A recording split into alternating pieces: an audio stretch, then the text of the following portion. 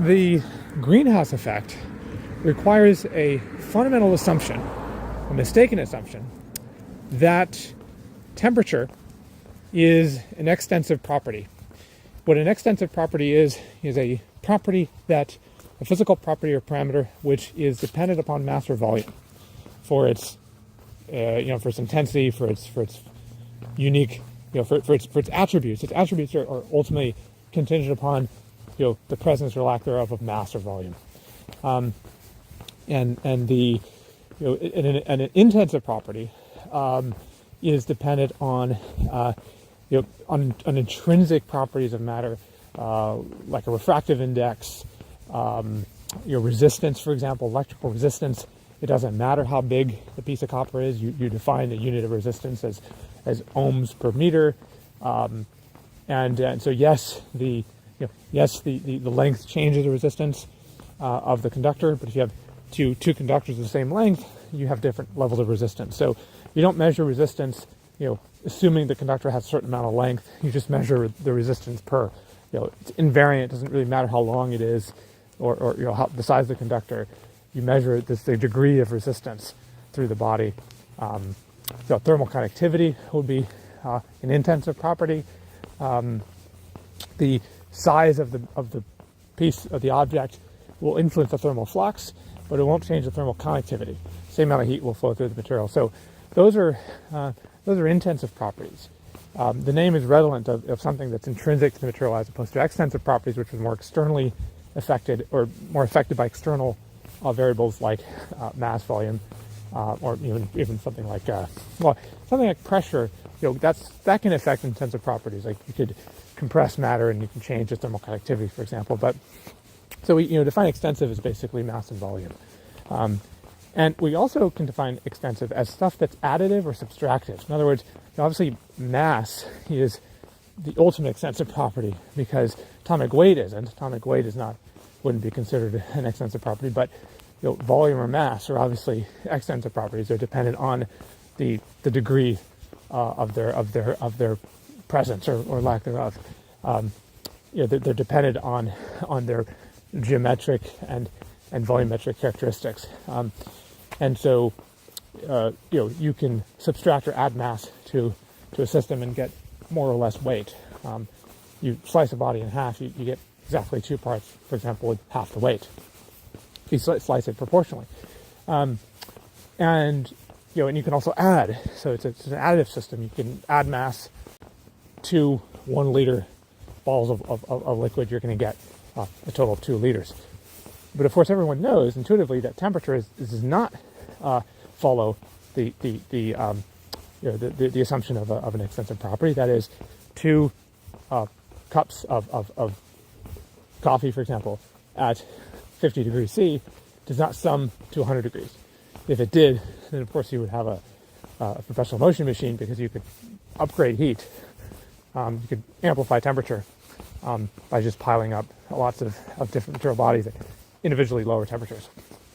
And of course that would lead to, the temperature would go to infinity, because you just keep adding a bunch of 100 degree or 50 degree cups of water till it's vaporized and you have temperature of the sun. So of course that can't happen.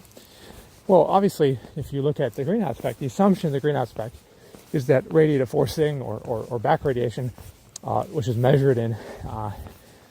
of course measured in an intensive unit, which is power density or watts per square meter. Yes, it's measured in terms of watts per square meter, but it doesn't matter the volume of the mass. If you have 100 watts per square meter, it doesn't matter if the area is 1 centimeter squared or 1 meter squared or 1 kilometer squared. Of course, there'll be more energy if you irradiate a 1 meter surface with 200 watts per square meter than there will be if you radiate, a 1 centimeter square surface with a laser. There's more energy in the former, but the energy density is the same. So you can't change energy density, for example, by reducing the surface area.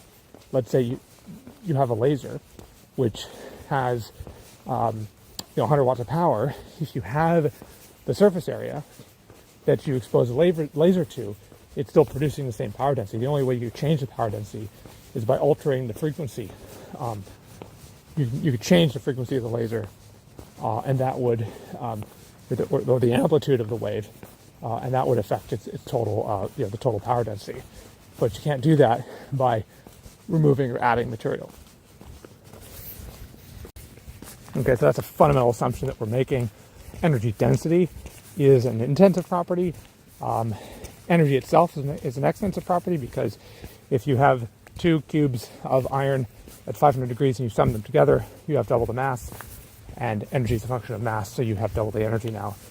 So that is an extensive property. So if people came to us and said, well, the greenhouse effect was an increase in solar radiation, nobody would deny that. If there's an increase in solar radiation, you have an increase in, ultimately, in mass, because mass is equivalent to energy. So you'd be changing an intensive property, which is energy density. So if something became hotter, then that would be addition of heat to the Earth, which would warm it. Unfortunately, the greenhouse effect does not say that the sun burns hotter. It doesn't say that the Earth's clouds became more porous and transparent to radiation, and hence the albedo was reduced and there'd be more heating. It doesn't claim that. What it claims is that the energy that comes into the Earth, you have 1 watt of heat coming into the Earth, and through the process of reflection, selective absorption and reflection with greenhouse gases, you end up with 1.5 watts. And they measure that, usually it's 300 watts per square meter, 340 watts per square meter, that's actually striking the upper atmosphere, and then through, reflection with clouds and aerosols, you end up with, about 160 watts per square meter net, and then you recycle that and end up getting about 300, and you end up getting like double that at 320 watts per square meter. So the assumption is that you can upgrade the energy density, or the power density, I should say, because we're not talking about energy, we're talking about power. It's measured in a flux. So this is joules per second. That's the unit of power. Joules is a unit of energy. So that's fundamentally different. We have to make a clear distinction between energy and power. Energy is a measurement of total work done. Power is a measure of work done at what rate. So it's the rate of energy production. So it's, a joule a second. It's double the power as a joule every 2 seconds. Even though there's the same, joule, one of them is just basically a joule, which is like this little hot iron ball sitting there that represents energy, but it doesn't tell you how rapid that energy can be actually converted into work. So that's all it is, right? Power is joules per second. Energy is just joules. It doesn't really matter if it took 100 hours to get that energy, or if it took 1 second.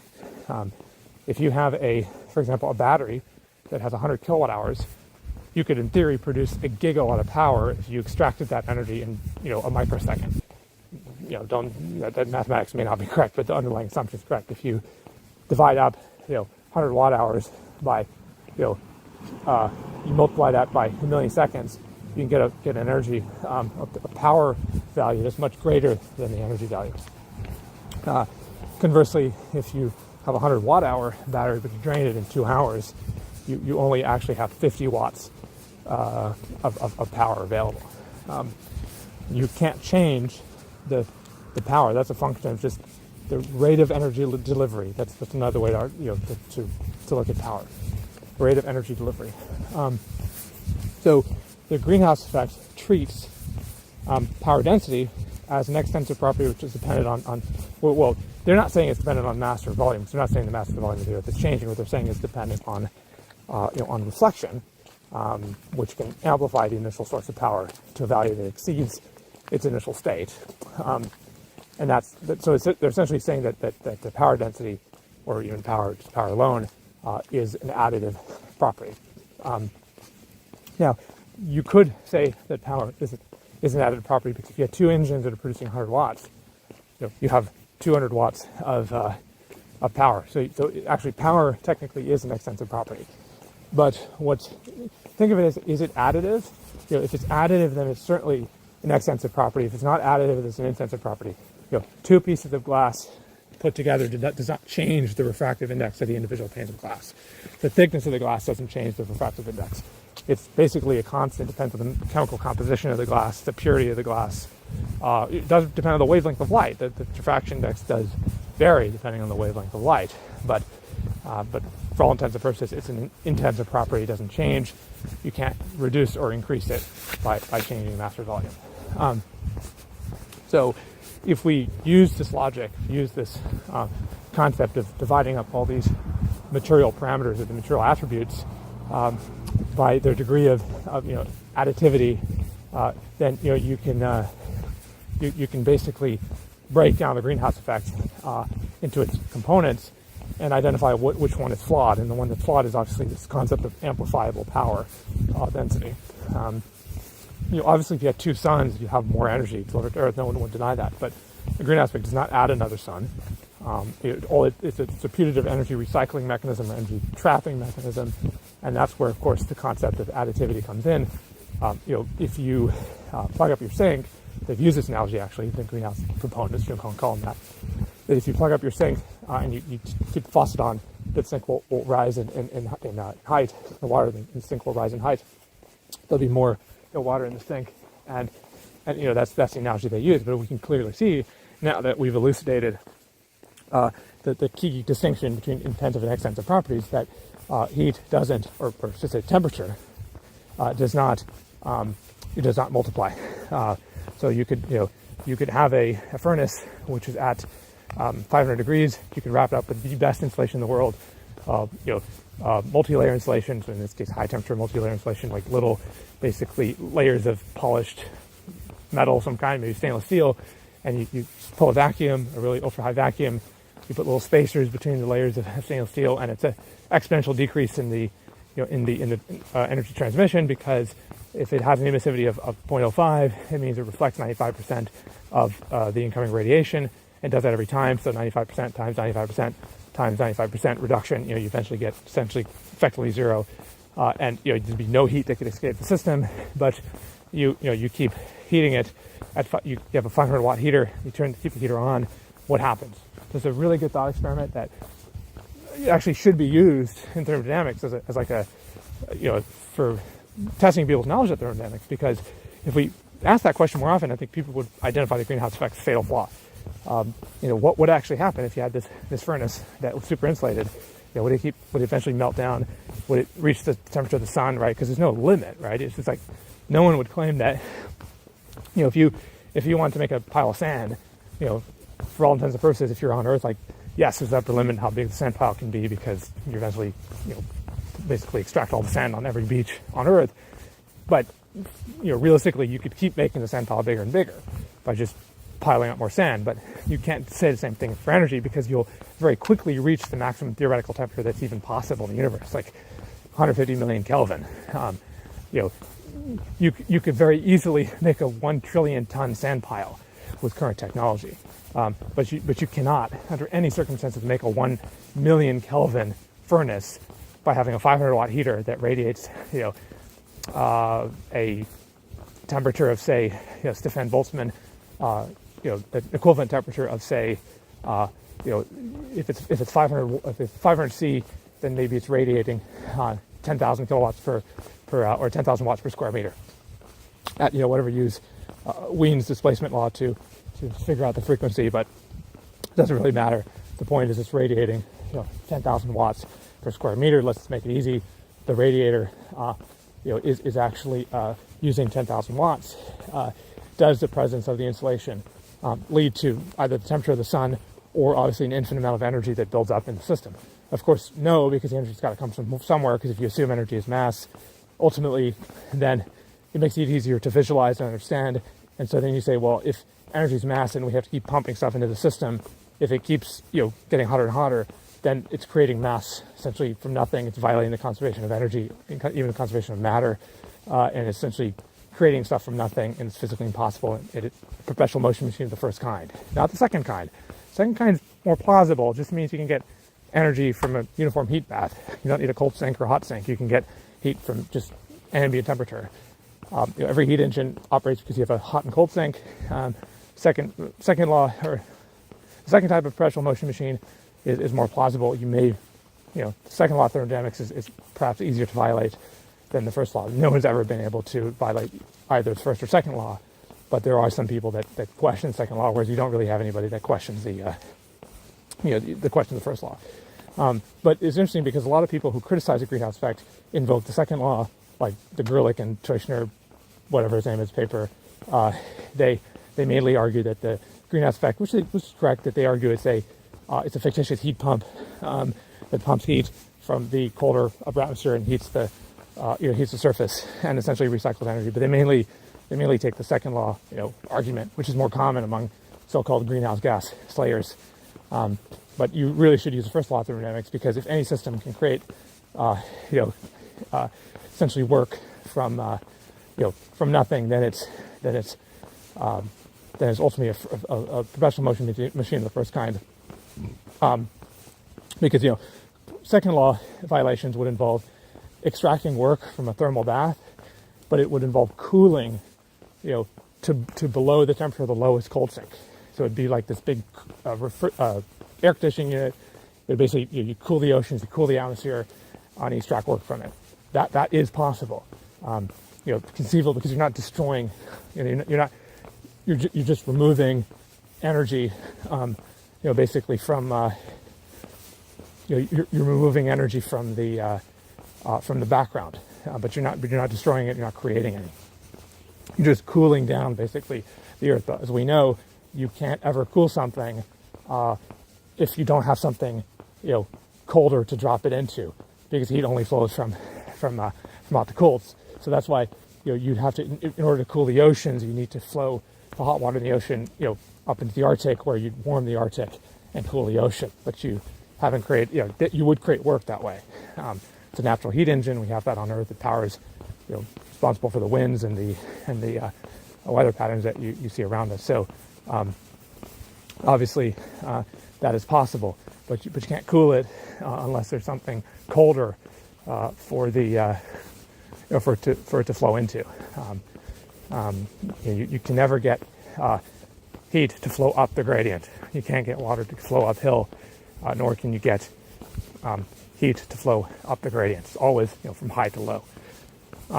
So the second law is important to understand the greenhouse effect, but it's, I think, more convincing if you tell people that it's a violation of the fundamental conservation of energy, that power density cannot under any circumstances be increased. So I could invoke more analogies or more case studies or more experimental hypothetical scenarios of insulated furnaces or reflective and absorbent surfaces, because they argue ultimately that the atmosphere is like a kind of like a low emissivity coating, which is just it's opaque to the infrared, but it's transparent to UV. So it's kind of a selective emitter and absorber, and therefore basically as a consequence it violates Kirchhoff's law. Kirchhoff's law always says there has to be unity between emissivity and absorptivity. So otherwise bodies would be yielding energy and or destroying it as they absorb more than they emit. So there's no internal energy budget for any radiating body. It's always going to reach equilibrium, and if you put a human being in space, they will eventually reach the temperature of space. They'll radiate all their heat out. They'll rapidly cool down. Right? Astronauts don't overheat. That's another myth, that because you don't have convective cooling in space, astronauts would rapidly overheat. That, of course, that's absolutely wrong. They just simply cool down until their bodies reach the temperature of space. So if you put water in space, it's going to first boil, and then it's going to freeze because the pressure is really low. The boiling point of water, decreases at low pressures, and we're out of a vacuum, but the water will very, very quickly freeze. It's not going to heat because it can't cool. That is obviously absurd, because again, it makes the mistake of treating temperature as a form of as an intensive property, or as an extensive property, which is additive, or conversely subtractive. You could say, well, short of placing a low temperature body, in contact with a higher temperature body, you can't actually cool something. if you want to radiatively cool something, that's another major misconception, is that our understanding of heat is largely dictated by our experience with convection and conduction, because that's the main mode of heat transfer on Earth. Radiation plays a role, but it's a very small component of heating and cooling. Radiation at lower temperatures is very sluggish. We're talking a few hundred watts per square meter, so it's not a lot of energy density. Flowing cold water on you just do an experiment at your house. You take a hot surface and wait for it to cool down, naturally without forced convection or pouring cold water on it. It takes quite a long time, especially if there's not a lot of airflow in your house and the air is relatively stagnant. So radiation as a cooling method can't be accelerated. The rate of radiation of radiative cooling is a function of the emissivity, it's a function of the surface area, and it's a function of the temperature. So you can't get a body that's at 500 degrees to radiate twice as fast. In order to do that, you have to make surface area twice as large, or you have to make its emissivity twice as high. But you can't do that because for most bodies, they're actually pretty close to black bodies, except for highly polished surfaces. Water has an emissivity of 0.95, oil has an emissivity of 0.95 or something like that. Everything's like between 0.85 and 0.95 that you see around you. Even white paint is actually a pretty good emitter. So like the absolute difference between like asphalt and like trees, they're very, very close in terms of their emissivity. So most things on Earth are actually very close to ideal black bodies. And that's why Earth is modeled as a black body, which is pretty accurate. I don't actually take issue with the way that they model Earth as far as like the Stefan Boltzmann law. A lot of people in climate denial or greenhouse slaying will take issue with the Stefan Boltzmann law. There isn't really any problem with the Stefan Boltzmann law, other than the fact it might slightly overestimate radiation at ultra high temperatures. But other than that, I don't think that start having quantum effects at those frequencies. And this is how quantum mechanics was essentially invented or developed, was the ultraviolet catastrophe, which led physicists to speculate that the frequency couldn't just keep increasing with temperature. Otherwise, you'd have a really hot fire, and you'd be getting lots of UV light. You'd be sort of getting a sunburn in front of a fireplace. That of course doesn't happen. So you invoke this idea of discrete energy levels that have to be overcome in order to keep increasing frequencies, as opposed to like the linear oscillator. It's more of a discrete steps, and that's what Max Planck basically developed. But that's really irrelevant for the greenhouse effect discussion, because the greenhouse effect discussion can be kind of put to rest by clarifying the underlying assumptions made when analyzing material bodies and systems that are exchanging energy with each other. If you define all these parameters and variables, you can very easily understand which direction the energy is going to flow, and what's going to be the net, what's going to be what's the initial state and what's the final state. And for Earth, it's radiative equilibrium with the sun, which is determined by simply the transparency of the atmosphere. You can absolutely heat the Earth if you removed all the ozone or you removed all the clouds. We'd be getting more energy from the sun. But if you have an atmosphere that's like, you have a fixed albedo or a fixed transparency or translucence to the radiation available from the sun, you cannot take the energy that comes into the atmosphere and then amplify it with some kind of recycling mechanism or heat trapping mechanism. That's what greenhouse effect critics take issue with. That's all it is. They're not taking issue with anything else. They're not denying that you can absolutely heat the planet, and there are causes of global warming like ozone layer depletion, which slightly increases the absorption of UVC, the sort of higher frequencies of UV. But that's not what we're talking about. We're talking about whether greenhouse gases or sulfur hexafluoride or what have you, chlorofluorocarbons, they can actually increase the energy uptake of Earth. And the answer is they don't. You can't. The other thing that you can very easily use to sort of to refute the absurdity of the greenhouse effect is the idea that certain gases have higher radiative forcing values. They measure it in watts per square meter per part per billion. So what if you had like an atmosphere that was 100% SF6 sulfur hexafluoride? It has 100 or a million times the global warming potential of CO2. What would the temperature of the atmosphere be, or what would the temperature of that planet be? Would it be hotter than Venus? Of course, no. It's not going to be any hotter than whatever its radiating frequency is, or its radiating intensity is. It's going to be the temperature of whatever the radiation frequency ends up being. The proximity to a star or it's the composition of its atmosphere which determines its absorptivity, and so therefore, or the material surfaces. If the planet is made out of stainless steel, polished stainless steel, it's going to be a lot colder than one made out of asphalt. No one denies that, right? So if you pave the whole Earth, with asphalt, you actually wouldn't really change its temperature because, as we said, water has very similar emissivity to like literal paved asphalt. There are theoretical materials that sort of have like a 99% emissivity or 0.99% emissivity, but they're, for all intents and purposes, most materials fluctuate between 0.8 and 0.95. Venus is always kind of this sort of go-to example for the greenhouse effect. But you can easily refute the idea of runaway greenhouse warming by simply taking the pressure of the atmosphere, and certainly if you did invoke the pressure of the atmosphere, it would be paradoxical. Why is Venus so much hotter than Earth, even though it doesn't get proportionally more solar radiation?